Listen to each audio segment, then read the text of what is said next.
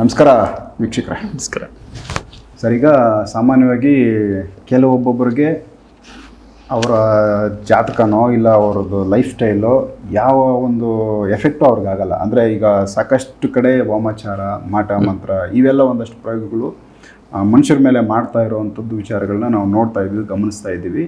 ಅದರಲ್ಲಿ ಸ್ಪೆಷಲ್ ಕೆಲವೊಂದಷ್ಟು ಜನಗಳಿಗೆ ಸಂಬಂಧಪಟ್ಟಂತೆ ಇವು ತಗಲಲ್ಲ ಅನ್ನೋದು ವಿಚಾರ ಐತೆ. ಸೊ ಯಾರಿಗೆಲ್ಲ ಈ ಎಫೆಕ್ಟ್ ತಗಲೋದೇ ಇಲ್ಲ, ಲೈಫ್ ಟೈಮ್ ಅವರು ಅಷ್ಟು ಸ್ಟ್ರಾಂಗಾಗಿ ಅವರು ಹುಟ್ಟಿರ್ತಾರೆ ಅಂತ ನಾವು ಹೇಳಬೇಕು ಅಂದರೆ ಯಾರಿಗೆ ಈ ಒಂದಷ್ಟು ಬ್ಲ್ಯಾಕ್ ಮ್ಯಾಜಿಕ್ ಆಗ್ಬೋದು, ಈ ಥರ ನೆಗೆಟಿವ್ ಎಫೆಕ್ಟ್ಗಳು ಅವ್ರಿಗೆ ತಗಲೋದಿಲ್ಲ ಅಂತ ನಾವು ಹೇಳ್ಬೋದು ನಮ್ಮ ವೀಕ್ಷಕರಿಗೆ. ಅಂದರೆ ಯಾರಿಗೆ ನಾವು ಯಾವ ರಾಶಿಯವರೆಗೆ ಇಲ್ಲ ಯಾವ ಥರ ಇರೋರಿಗೆ ಇದೊಂದು ಸೇಫ್ ಇದೆ ಲೈಫ್ ಅಂತ, ಸೇಫ್ ಇದೆ ಅಂತ. ಶ್ರೀ ಗುರುಭ್ಯೋ ನಮಃ. ಹರಿ ಓಂ. ಮನೋಜವಂ ಮಾರುತತುಲ್ಯ ವೇಗಂ ಜಿತೇಂದ್ರಿಯಂ ಬುದ್ಧಿಮತಾಂ ವರಿಷ್ಠಂ ವಾತಾತ್ಮಜಂ ವಾನರಯೋಧ ಮುಖ್ಯಂ ಶ್ರೀರಾಮದೂತಂ ಶಿರಸಾ ನಮಾಮಿ. ವಿಶೇಷವಾಗಿ ಈ ಒಂದು ಸಂಚಿಕೆ ಬಹಳ ವಿಶೇಷವಾದಂಥದ್ದೇ ನಮಗೆ. ಯಾಕೆ ಅಂತ ಹೇಳಿದ್ರೆ ಕ್ವಶನ್ ಆ ಥರ ಇದೆ, ತುಂಬ ಜನಕ್ಕೆ ಇದರಿಂದ ಅನುಕೂಲ ಆಗುತ್ತೆ. ಈ ಒಂದು ವೀಕ್ಷಣೆ ಮಾಡ್ತಾ ಇರ್ತಕ್ಕಂಥವ್ರಿಗೆ ಈ ಭೂಮಿ ಮೇಲೆ 12 ರಾಶಿ 27 ನಕ್ಷತ್ರ ಇದೆ. 27 ನಕ್ಷತ್ರನೂ ಇರ್ತಕ್ಕಂಥ ಜನ ಇದ್ದಾರೆ. ಸೊ ಈ ನಕ್ಷತ್ರ ಅನ್ನೋಕ್ಕಿಂತ ಈ 12 ರಾಶಿಯವರಲ್ಲಿ 12 ರಾಶಿಯವ್ರಿಗೂ ಎಲ್ಲಾ ಜನಗಳಿಗೂ ಮಾಟ ಮಂತ್ರ ಎಲ್ಲ ತಗಲುತ್ತೆ, ಎಲ್ಲರೂ ಮಾಡಿಸ್ಕೋಬೇಕು ಅನ್ನೋಂಥದ್ದು ತಪ್ಪು. ಯಾಕೆಂದ್ರೆ ಸಾಮಾನ್ಯವಾಗಿ ಮಾಟ ಮಂತ್ರ ಅನ್ನೋಂಥದ್ದು ಕೆಲವೊಂದು ರಾಶಿಗೆ ತಗಲೋದೇ ಇಲ್ಲ. ಯಾಕೆಂದ್ರೆ ಕೆಲವೊಂದು ರಾಶಿಗೆ ದೈವಾನುಗ್ರಹ ಇದೆ, ಕೆಲವೊಂದು ರಾಶಿಗೆ ಶನೈಶ್ಚರ ಬಿಗಿಯಾಗಿ ನಿಂತಿರ್ತಾನೆ, ಬಿಡೋದೇ ಇಲ್ಲ. ಆ ಪರಮಾತ್ಮನ ಒಂದು ದೃಷ್ಟಿನೇ ನಿಮ್ಗೆ ಗೊತ್ತಿದೆ, ತುಂಬಾ ಸ್ಟ್ರಾಂಗ್. ಅಂತ ಒಂದು ದೃಷ್ಟಿ ಇದ್ದಾಗ ಪರಮಾತ್ಮನೇ ಕೆಲವೊಂದು ಆ ರಾಶಿಗೆ ಅಧಿಪತಿ ಆದಾಗ ಇನ್ನು ಬೇರೆ ಯಾವುದೇ ಒಂದು ಕೆಟ್ಟದು ಬ್ಯಾಡ್ ಯಾವುದು ಥಿಂಗ್ಸ್ ಬರೋ ತರ ಬಿಡೋದಿಲ್ಲ ಅವನು. ಅದೇ ತರ ಸೂರ್ಯನ ಒಂದು ಅನುಗ್ರಹ ಇರ್ತಕ್ಕಂಥ ರಾಶಿಗೆ ಬೀಳೋದಿಲ್ಲ. ಆ ಒಂದು ರಾಶಿ ಯಾವುದು ಅಂತಾನು ಹೇಳ್ತೀವಿ. ಹೀಗೆ ಚಂದ್ರ ಆಗಿರ್ಬೋದು ಅಥವಾ ಇನ್ಯಾವುದೇ ಒಂದು ಕೆಲವೊಂದು ರಾಶಿಗಳಿಗೆ ಈ ಕೆಟ್ಟ ಒಂದು ದೃಷ್ಟಿ ಆಗ್ಲಿ, ಕೆಟ್ಟ ಒಂದು ಮಾಟ ಮಂತ್ರ ಪ್ರಯೋಗ ಆಗ್ಲಿ ತಗಲೋದಿಲ್ಲ. ಇನ್ನು ಮಿಕ್ಕ ರಾಶಿಗಳಿಗೆಲ್ಲ ಅದು ಸಾಮಾನ್ಯವಾದಂತ ರಾಶಿಗಳು. ಅದು ಏನಾಗುತ್ತೆ ಅಂತ ಹೇಳಿದ್ರೆ ನಮ್ಮ ಒಂದು ಜನ್ಮ, ಓದು ಜನ್ಮ ಏನಿದೆ, ಆ ಜನ್ಮದಲ್ಲಿ ನಾವು ಮಾಡಿರ್ತಕ್ಕಂಥ ಪಾಪ ಕರ್ಮಗಳು ಅನ್ನೋದೇನಿದೆ ಅದೇ ಈ ಜನ್ಮದಲ್ಲಿ ಅಂತ ರಾಶಿಯಲ್ಲಿ ಜನನ ಪಡೆಯೋದು.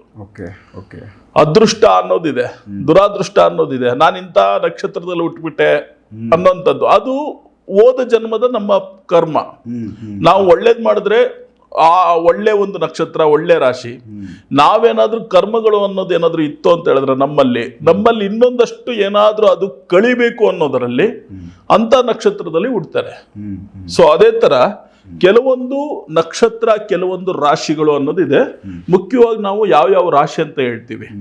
ಇದರಲ್ಲಿ ಒಟ್ಟು ಇಷ್ಟು ಒಂದು 5 ರಾಶಿಗಳಿದೆ. ಯಾವುದು ಅಂತ ಹೇಳಿದ್ರೆ ಮೊದಲನೇದಾಗಿ ಕುಂಭರಾಶಿ. ಕುಂಭರಾಶಿಗೆ ಶನಿ ಅಧಿಪತಿ.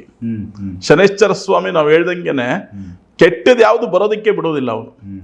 ಕುಂಭರಾಶಿಯವರು ಬಹಳ ಲಕ್ಕಿ ಅಂತ. ಮೊದಲನೇದಾಗಿ ಕುಂಭರಾಶಿಯವರು ಏನು ಅಂತ ಹೇಳಿದ್ರೆ ಅವರು ಬಿಸ್ನೆಸ್ ಮ್ಯಾನ್, ಬಿಸ್ನೆಸ್ ಮ್ಯಾಗ್ನೆಟ್ ಅಂತ ಹೇಳ್ಬೋದು. ಅವರು ವಾಕ್ ಚಾತುರ್ಯ ತುಂಬಾ ಚೆನ್ನಾಗಿರುತ್ತೆ.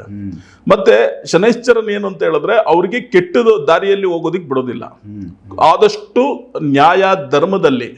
ಆಮೇಲೆ ಅವರು ಎಷ್ಟು ದುಡ್ದಿರ್ತಾರೋ ಅದ್ರಲ್ಲಿ ಒಂದಿಷ್ಟು ಪರ್ಸೆಂಟ್ ಬಡವರಿಗೆ ಅಂತ ದಾನ ಮಾಡ್ತಾರೆ. ಅಂದ್ರೆ ಅವರ ಒಂದು ಹುಟ್ಟೆ ಆ ರೀತಿ ಇರುತ್ತೆ. ಆ ರಾಶಿ ಅವರ ಹುಟ್ಟೆ ಹಾಗೆ. ಅವ್ರು ಎಷ್ಟು ದುಡಿದಿರ್ತಾರೋ ಅಷ್ಟು ದಾನ ಧರ್ಮ ಮಾಡೋದು ಜಾಸ್ತಿ. ಆ ಒಂದು ಇದರಲ್ಲಿ ಇರ್ತಾರೆ. ಮತ್ತೆ ಅವ್ರಿಗೆ ಯಾರನ್ನು ಮಾಟ ಮಂತ್ರ ಪ್ರಯೋಗ ಮಾಡೋದಿಕ್ಕಾಗಲ್ಲ. ಅವ್ರ ಎದುರುಗಡೆ ಬಂದು ಹೋರಾಡಬಹುದೇ ಹೊರತು ಹಿಂದೆ ಏನಾದ್ರೂ ಆಗಿದೆ ಅನ್ನೋದು ಅದು ಸುಳ್ಳು. ಯಾಕೆಂದ್ರೆ ಸ್ವಲ್ಪ ಮಾನಸಿಕವಾಗಿ ಏನಾದ್ರೂ ಬಿಸ್ನೆಸ್ ಡಲ್ ಆದಾಗ ಮಾನಸಿಕವಾಗಿ ಅವರು ಕುಗ್ಗೋಗ್ಬೋದು, ನನ್ಗೆ ಯಾರೋ ಏನೋ ಮಾಡಿಸಿರ್ಬೋದು ಅಂತ ಹೇಳ್ಬೋದು. ಅಥವಾ ಅವರು ಹೋಗಿರೋ ಕಡೆ ಅಲ್ಲಿನ ಯಾರಿದ್ದಾರೆ, ತಾಂತ್ರಿಕರು, ಮಾಂತ್ರಿಕರು, ಯಾವ ಜ್ಯೋತಿಷರು ಇದ್ದಾರೆ, ಅವರು ಯಾವುದೋ ಒಂದು ಅವರ ಒಂದು ಬೆನಿಫಿಟ್ಗೆ ಹೇಳ್ಬೋದು. ಬಟ್ ಇಲ್ಲಿ ಕುಂಭರಾಶಿಗೆ ಇಲ್ಲ ಅನ್ನೋಂಥದ್ದು ಅಷ್ಟೇ ಸತ್ಯ. 100ಕ್ಕೆ 100% ಕುಂಭರಾಶಿಗೆ ಯಾವುದೇ ಒಂದು ಯಾರು ಪ್ರಯೋಗ ಮಾಡೋದಿಕ್ ಸಾಧ್ಯ ಇಲ್ಲ. ಎದುರುಗಡೆ ಹೋರಾಡಬಹುದೇ ಹೊರತು ಹಿಂದೆಗಡೆಯಿಂದ ಯಾವುದೇ ಒಂದು ಆಟ ಆಡಕ್ಕಾಗಲ್ಲ. ಎರಡನೇ ರಾಶಿ ಯಾವುದು ಅಂದ್ರೆ ಸಿಂಹ ರಾಶಿ. ಸಿಂಹರಾಶಿ. ಓಕೆ. ನಾವು ಕುಂಭರಾಶಿ ಶನೇಶ್ವರನ ಒಂದು ಅಧಿಪತಿ ಅಂತ ಹೇಳಿದ್ರೆ ಅವರ ತಂದೆ ಸೂರ್ಯ ಕುಂಭರಾಶಿಯಲ್ಲಿ ಇರ್ತಾನೆ. ಸಿಂಹ ರಾಶಿಯಲ್ಲಿ ಇರ್ತಾನೆ. ಕುಂಭರಾಶಿ ಸಿಂಹ ರಾಶಿ ಇದೆರಡು ಸೇಫ್ ಅಂತ. ಸಿಂಹ ರಾಶಿಗೆ ಸೂರ್ಯನ ಅಧಿಪತಿ ಆದ್ರಿಂದ ಕೆಟ್ಟದ ನೆಗೆಟಿವ್ ಎನರ್ಜಿ ಏನ್ ಬರುತ್ತೆ, ಸೊ ನೆಗೆಟಿವ್ ಎನರ್ಜಿ ಬರ್ತಾ ಇದ್ದಂಗೆನೆ ಆ ಸೂರ್ಯ ಆ ಒಂದು ಕಿರಣನ ಹೊಡೆದಾಕ್ತಾನೆ, ಅಲ್ಲಿಗೆ ಕಟ್ ಮಾಡಾಕಿ. ಆ ಸೂರ್ಯನ ಒಂದು ಪ್ರಭಾವ ಆ ರಾಶಿ ಮೇಲೆ ಅಷ್ಟು ಜೋರಾಗಿರುತ್ತೆ, ಅಷ್ಟು ವಿಶೇಷವಾಗಿರುತ್ತೆ. ಅದು ಬೆಂಕಿ. ಸೂರ್ಯ ಅನ್ನೋದೇ, ಸೂರ್ಯಗ್ರಹ ಅನ್ನೋದೇ ಬೆಂಕಿ.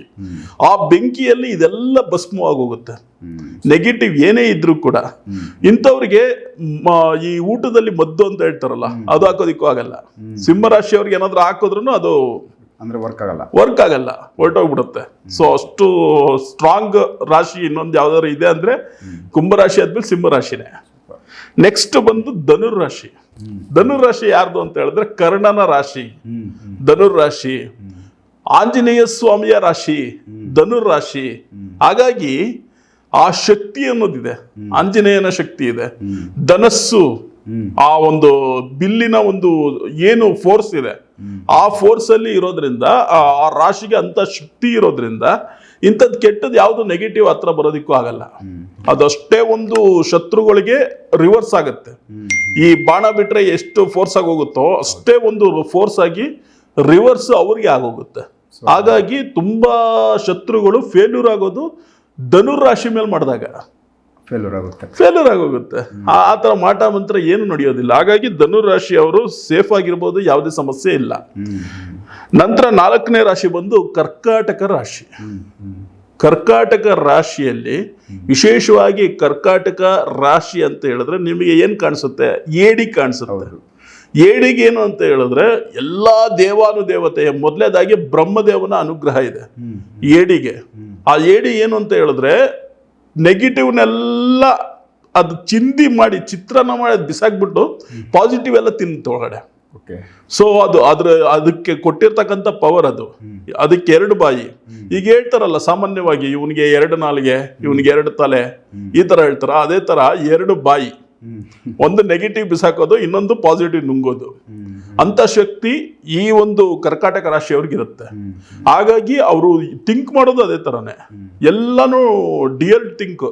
ಚಂದ್ರನ ಒಂದು ಇದರಲ್ಲಿ ಶಕ್ತಿ ಅವ್ರಿಗಿರುತ್ತೆ, ಆ ರಾಶಿಗಿದೆ. ಹಾಗಾಗಿ ಅವರು ಮಾನಸಿಕವಾಗಿ ಸ್ವಲ್ಪ ಚಂಚಲವಾಗಿರ್ತಾರೆ. ಅವರು ಶತ್ರುಗಳು ಅವ್ರ ಮುಂದೆ ಬರ್ತಾ ಇದ್ದಂಗೆ ಅವ್ರಿಗೆ ಗೊತ್ತಾಗತ್ತೆ, ಓ ಇವ್ರೇನೋ ನನಗೆ ಮಾಡಿಸ್ತಾ ಇದ್ದಾರೆ, ಇವ್ರೇನೋ ಒಂದು ಸಂಚು ಮಾಡ್ಕೊಂಡೆ ಇಲ್ಲಿ ಬಂದಿದ್ದಾರೆ, ನನಗೆ ಮೋಸ ಮಾಡಬಹುದು, ಈ ತರದ್ದೆಲ್ಲ ಅಲರ್ಟ್ ಇರ್ತಾರೆ. ಕರ್ಕಾಟಕ ರಾಶಿಯವರು ಆ ವಿಷಯದಲ್ಲಿ ತುಂಬಾ ಚುರುಕು. ಸೊ ಹಾಗಾಗಿ ಕರ್ಕಾಟಕ ರಾಶಿಗೆ ಒಂದು ಚಂದ್ರನ ಒಂದು ಅನುಗ್ರಹ ಇರೋದ್ರಿಂದ ಮತ್ತೆ ಈ ಕರ್ಕಾಟಕ ರಾಶಿನೇ ಸ್ಟ್ರಾಂಗ್ ಇರೋದ್ರಿಂದ ಆ ರಾಶಿಗೆ ಯಾವುದೇ ರೀತಿ ಸಮಸ್ಯೆ ಆಗಲ್ಲ. ಅವರು ಈ ಧ್ಯಾನ ಯೋಗದಿಂದ ಲಕ್ಷ್ಮೀ ನರಸಿಂಹ ಆರಾಧನೆ ಮಾಡೋದ್ರಿಂದ ಕರ್ಕಾಟಕ ರಾಶಿಯವರು ಮೋಸ್ಟ್ ಇಂಪಾರ್ಟೆಂಟ್ ಪಾಯಿಂಟ್ ಇದು. ಈ ಲಕ್ಷ್ಮೀ ನರಸಿಂಹ ಸ್ವಾಮಿ ಆರಾಧನೆ ಮಾಡೋದ್ರಿಂದ ಇವರಿಗೆ ಏನಾದ್ರೂ ಒಂದು ನೆಗೆಟಿವ್ ಆಗಿದೆ ಅಥವಾ ಏನಾದ್ರು ದೃಷ್ಟಿ ಬಿದ್ದಿದೆ ಅಂತ ಗೊತ್ತಾದ್ರೂ ಕೂಡ ಆ ಸ್ವಾಮಿಯಿಂದ ಉಗ್ರಂ ವೀರಂ ಮಹಾವಿಷ್ಣುಂ ಜ್ವಲಂತಂ ಸರ್ವತೋಮುಖಂ ವಿಭೀಷಣಂ ಭೀಷಣಂ ಭದ್ರಂ ಮೃತ್ಯೋರ್ನಮಾಮ್ಯಹಂ ಅಂತ. ಸೊ ಆ ನರಸಿಂಹಸ್ವಾಮಿ ಶಕ್ತಿಯಿಂದ ಈ ನೆಗೆಟಿವ್ ಎಲ್ಲ ಹೋಗ್ಬಿಡುತ್ತೆ, ಅದು ಹೊರಗಡೆ ಹೋಗಿ ಇವರು ತುಂಬಾ ಒಂದು ವಿಶೇಷವಾಗಿ ಇನ್ನಷ್ಟು ತೇಜಸ್ಸು ಜಾಸ್ತಿ ಆಗುತ್ತೆ. ಕೊನೆಯದಾಗಿ ಮೀನರಾಶಿ. ಮೀನರಾಶಿಯವರು ಏನು ಅಂತ ಹೇಳಿದ್ರೆ ಈ ಸಮುದ್ರ ಸ್ನಾನ ಮಾಡಿ ಅಂತ ನಾವು ಹೇಳ್ತೀವಿ. ಈ ಗ್ರಹಣದ ಸಮಯದಲ್ಲಿ ಮಹಾಗಣಪತಿ ಅಥರ್ವ ಶೀರ್ಷ, ನಾವು ಬ್ರಾಹ್ಮಣರಾದ್ರೆ ಅವ್ರಿಗೆ ನಾವು ತಿಳಿಸ್ತೀವಿ, ಇಲ್ಲ ಅಂದ್ರೆ ಗಣಪತಿ ದೇವಸ್ಥಾನಕ್ಕೆ ಹೋಗ್ಬಿಟ್ಟು ಬನ್ನಿ ಅಂತ ಸೊ ನಾವು ತಿಳಿಸುವಂಥದ್ದು. ಈ ಮೀನರಾಶಿಯವರಿಗೆ ಏನು ಅಂತ ಹೇಳಿದ್ರೆ ಒಂದು ಸಲ ಸಮುದ್ರ ಸ್ನಾನ ಮಾಡ್ಕೊಂಡ್ ಬಂದ್ರೆ ಸಾಕು. ಅವ್ರಿಗೆ ಪಿತೃದೋಷ ಇರಲಿ, ಮಾತೃದೋಷ ಇರಲಿ, ಅಥವಾ ಮಾಟ ಮಂತ್ರ ಇರಲಿ, ಏನೇ ಇದ್ರು ಆ ಸಮುದ್ರ ಸ್ನಾನದಲ್ಲಿ ಹೊರಟೋಗುತ್ತೆ, ಶುದ್ಧಿ ಆಗುತ್ತೆ. ಇದನ್ನ ಕೆಲವರು ಕೇಳ್ಬೋದು, ಒಳ್ಳೆ ಸ್ನಾನ ಮಾಡ್ಬೋದಾ, ಇಲ್ಲ ಟ್ಯಾಂಕರ್ ಸ್ನಾನ ಮಾಡ್ಬೋದಾ? ಅದೆಲ್ಲ ಆಗಲ್ಲ, ಸಮುದ್ರದಲ್ಲೇ ಸ್ನಾನ ಮಾಡಬೇಕು. ಸೊ ಸಮುದ್ರಕ್ಕೆ ಇರುವಂತ ಶಕ್ತಿ ಅದು. ಹಾಗಾಗಿ ಮೀನರಾಶಿಯವರು ಏನಂದ್ರೆ ಸಮಸ್ಯೆ ಆದ ಕೂಡಲೇ ಅವ್ರು ಏನ್ ಮಾಡ್ತಾರೆ, ಯಾವ್ದಾದ್ರು ಒಂದು ಜ್ಯೋತಿಷ್ಯರು ನೋಡ್ತಾರೆ, ಹೆಚ್ಚಾಗಿ ಮೀನರಾಶಿಯವರೇ ನೋಡೋದು, ಆ ತರ ಜ್ಯೋತಿಷ್ ನೋಡಕ್ ಹೋಗೋದು, ಮಾಂತ್ರಿಕರು ನೋಡೋದು. ಸೊ ಅವ್ರಿಗೆ ಹೇಳೋ ಅಂತ ಪರಿಹಾರಗಳನ್ನ ಮಾಡಿಸ್ಕೊಳ್ಳೋದು. ಬಟ್ ಆ ಪರಿಹಾರ ಬೇಕಾಗಿರಲ್ಲ.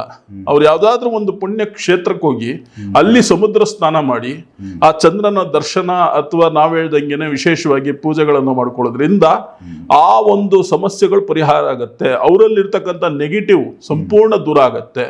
ಅವರಲ್ಲಿರೋದು ಅಲ್ದೇನೆ ಅವರ ಜಾಗಕ್ಕೆ, ಅವ್ರ ಮನೆಗಾಗ್ಲಿ, ಅವ್ರ ವ್ಯಾಪಾರ ಸ್ಥಳಕ್ಕಾಗ್ಲಿ ಆಗಿರುವಂತ ಮಾಟ ಮಂತ್ರ ದೂರ ಆಗತ್ತೆ.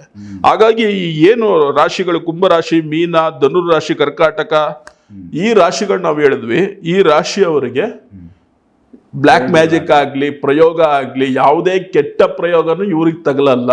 ಈ 5 ರಾಶಿಯವರು ಸೇಫ್ ಅನ್ನೋಂಥದ್ದು ವಿಶೇಷ. ಅಂದ್ರೆ ಏನ್ ತಗಲಬಹುದು, ಇವ್ರಿಗೆ ಎಫೆಕ್ಟ್ ಆಗುತ್ತೆ ಅಂದ್ರೆ ಯಾವ ತರದ ಎಫೆಕ್ಟ್ ಆಗ್ಬೋದು?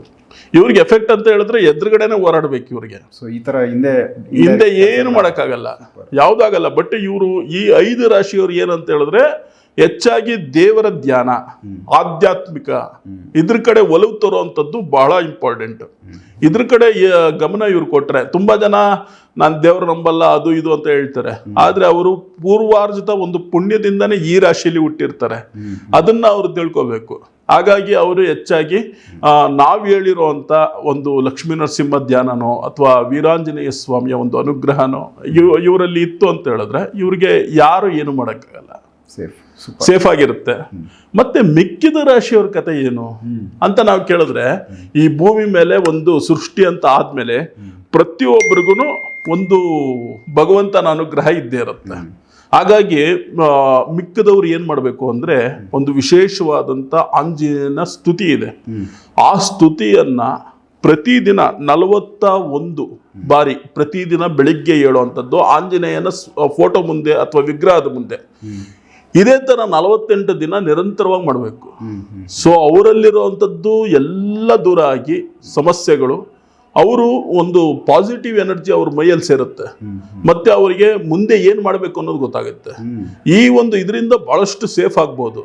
ಅದು ಯಾವುದು ಅಂತ ಹೇಳಿದ್ರೆ, ಆ ವಿಶೇಷವಾದಂತ ಸ್ತುತಿ, ಅಸಾಧ್ಯ ಸಾಧಕನ್ ಸ್ವಾಮಿನ್ ಅಸಾಧ್ಯಂ ತವಂ ಕಿಮ್ಮದ ರಾಮದೂತ ಕೃಪಾ ಸಿಂಧೋ ಮತ್ಕಾರ್ಯಂ ಸಾಧಯ ಪ್ರಭೋ ಅಂತ.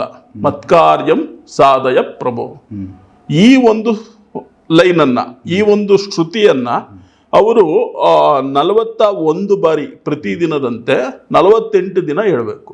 ಒಂದು ಮಂಡಲ 48 ದಿನ ಪ್ರತಿದಿನ ಬೆಳಗ್ಗೆ ಹೋಗಿ ಆಂಜನೇಯನ ಮುಂದೆ ಹೇಳೋದ್ರಿಂದ ಅವ್ರಿಗೆ ಇರ್ತಕ್ಕಂಥ ಒಂದು ಕೆಟ್ಟ ದೃಷ್ಟಿ ಇರ್ಬೋದು, ಅವ್ರಿಗೆ ಇರ್ತಕ್ಕಂಥ ಯಾವ್ದಾದ್ರು ಒಂದು ಮಾಟ ಮಂತ್ರ ಪ್ರಯೋಗ ಇರ್ಬೋದು, ವಾಮಾಚಾರ ಇರ್ಬೋದು, ವಶೀಕರಣ ಇರ್ಬೋದು, ಈ ಸಮಸ್ಯೆಗಳೆಲ್ಲ ಪರಿಹಾರ ಆಗುತ್ತೆ. ಆಂಜನೇಯನ ಶಕ್ತಿ ಅದು. ಹಾಗಾಗಿ ಈ ಭೂಮಿಯಲ್ಲಿ ಹೆಚ್ಚಾಗಿ ಯಾವ್ದಾದ್ರು ಒಂದು ಶಕ್ತಿ ದೇವತೆಗಳು ಇದ್ದಾರೆ ಅಂತ ಹೇಳಿದ್ರೆ ಅದು ವೀರಾಂಜನೇಯ ಸ್ವಾಮಿ, ಲಕ್ಷ್ಮೀ ನರಸಿಂಹ, ಪರಮೇಶ್ವರ, ಈಶ್ವರ. ಈ 3 ಜನದ ಒಂದಿಂದ ಇಡೀ ಪ್ರತಿ ಒಂದು ಭೂಮಂಡಲ ನಡೀತಾ ಇದೆ. ರೂಪಗಳು ಬೇರೆ ಬೇರೆ ತರ ಇದೆ. ಕಾಲಭೈರವ, ಭೈರವನ ರೂಪ ಈಶ್ವರನ್ಗಾದ್ರೆ, ಅದೇ ತರ ಬೇರೆ ಬೇರೆ ರೂಪಗಳಿದೆ. ಆಂಜನೇಯನ ಒಂದು ಇನ್ನೊಂದು ರೂಪ ರಾಘವೇಂದ್ರ ಸ್ವಾಮಿ. ಆ ಗುರುಗಳದ್ದು ಜಾಸ್ತಿಯಾಗಿ ಈಗಿನ ಒಂದು ಇದರಲ್ಲಿ ತುಂಬಾ ನಡೀತಾ ಇದೆ, ಪವಾಡ. ಆ ತರನೇ ಒಂದೊಂದು ದೇವರ ರೂಪಗಳು, ನಾಮಗಳು ಹಲವಿರ್ಬೋದು. ಆದ್ರೆ ಮುಖ್ಯವಾಗಿ ಆಂಜನೇಯ, ಲಕ್ಷ್ಮೀ ನರಸಿಂಹ ಮತ್ತೆ ಪರಮೇಶ್ವರ, ಶಿವನ, ಈ ಒಂದು 3 ಜನರ ಒಂದು ಶಕ್ತಿ ಏನಿದೆ, ಇದು ಇಡೀ ಭೂಮಂಡಲಕ್ಕೆ ಜಾಸ್ತಿಯಾಗಿ ಒಂದು ರಕ್ಷಣೆ, ಒಂದು ಪ್ರೊಟೆಕ್ಷನ್ ಅಂತ ಸಿಗ್ತಾ ಇದೆ. ಹಾಗಾಗಿ ಮೂಲ ಒಂದು ಸ್ತುತಿಗಳೇನಿದೆ, ಅಸಾಧ್ಯ ಸಾಧಕ ಸ್ವಾಮಿನ್ ಅಸಾಧ್ಯಂ ತವ ಕಿಂವದ ರಾಮದೂತ ಕೃಪಾ ಸಿಂಧೋ ಮತ್ಕಾರ್ಯಂ ಸಾಧಯ ಪ್ರಭೋ, ಇದು ಆರಾಮಾಗಿ ಯಾರು ಬೇಕಾದ್ರೂ ಹೇಳ್ಬೋದು ನಿರಂತರವಾಗಿ. ಇದು ಹೇಳೋದ್ರಿಂದ ಅವರ ಸಮಸ್ಯೆಗಳೆಲ್ಲವೂ ಪರಿಹಾರ ಆಗಿ ಅವರು ಆರಾಮಾಗಿ ನೆಮ್ಮದಿಯಾಗಿರ್ಬೋದು. ಯಾವುದೇ ಒಂದು ಮೋಸಕ್ಕೆ ಬಲಿ ಆಗೋದಿಕ್ಕೆ ಆಗಲ್ಲ. ಇದಕ್ಕೆ ಮಂತ್ರಕ್ಕೆ ದೀಕ್ಷೆ ಏನು ಬೇಕಾಗಿಲ್ಲ, ಇದಕ್ಕೆ ಯಾವುದೇ ದೀಕ್ಷೆ ಇಲ್ಲ. ಈಗ ನಾವು ಹೇಳಿರುವಂತದ್ದೇ ಅವ್ರು ಬರ್ಕೊಂಡು ಹೇಳ್ಬೋದು, ಹೇಳಿದ್ರೆ ಆಯ್ತು. 48 ದಿವಸ 48 ನಮ್ಮ ಹತ್ರ ಬರ್ಬೇಕಂತನೂ ಇಲ್ಲ. ಅವರು ಈ ಒಂದು ಮಂತ್ರ ಜಪದಿಂದ ಅವ್ರ ಸಮಸ್ಯೆಗಳು ಪರಿಹಾರ ಆಗುತ್ತೆ. ಯಾವ ರಾಶಿಯವ್ರು ಬೇಕಾದ್ರೂ ಈ ಒಂದು ಸ್ತುತಿಯನ್ನ ಹೇಳಬಹುದು ಅಂತ. ಸೊ ವೀಕ್ಷಕರೇ, ತುಂಬ ಬೆನಿಫಿಟ್ ಇದೆ. ಯಾಕಂದರೆ ಸಾಮಾನ್ಯವಾಗಿ ಯಾರಿಗೆ ಈ ಒಂದು ವಾಮಾಚಾರ ಆಗ್ಬೋದು, ಮಾಟ ಮಂತ್ರ, ಈ ಥರ ಬ್ಲ್ಯಾಕ್ ಮ್ಯಾಜಿಕ್ ಸಾಕಷ್ಟು ನಡೀತಾ ಇದೆ. ಅದರಲ್ಲಿ ಕೆಲವರಿಗೆ ಅದು ಟಚ್ ಆಗಲ್ಲ.